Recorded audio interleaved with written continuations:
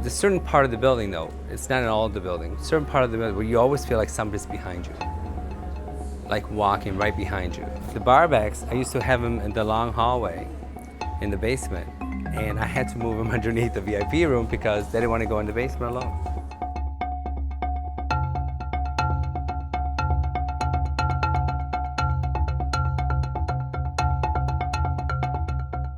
You know, you wouldn't know it from the outside, but there actually is a fairly classic old building in there.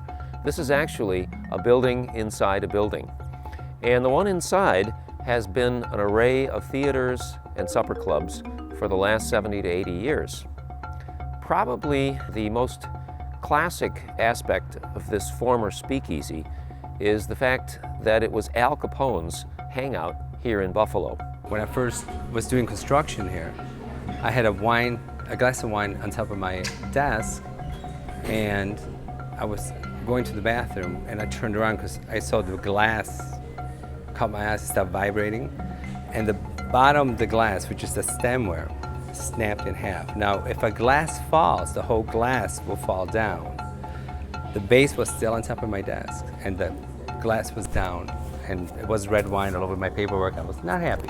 In the days when this was the Pfeiffer Theater, they used to have a motion detector type of an alarm system here, and it was very easy to know when the last person in is the only person in the building. And some of the most dramatic psychic effects were reported under those conditions. The alarm has been going off by itself, and it's a brand new system. I think we had Forever Plaid here, and it went off about 3 times in a row during a performance, and out of the blue. I mean, it's a brand new system, and we couldn't even shut it off.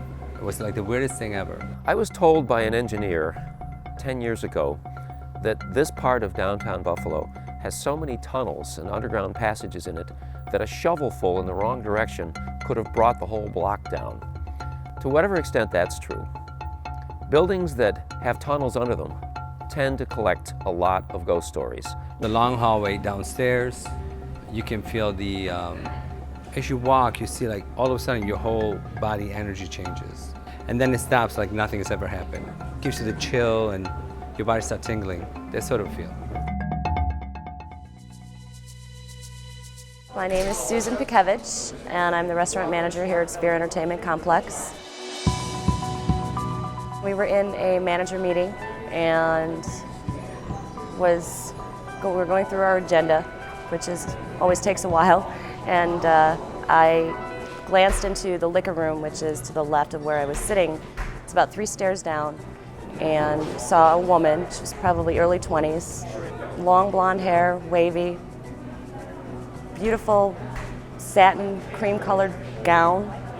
To me, I guess I would describe it as a Victorian gown.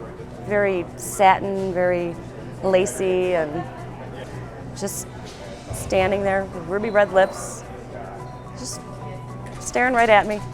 It's very strange. I couldn't speak. And all of a sudden she was like white.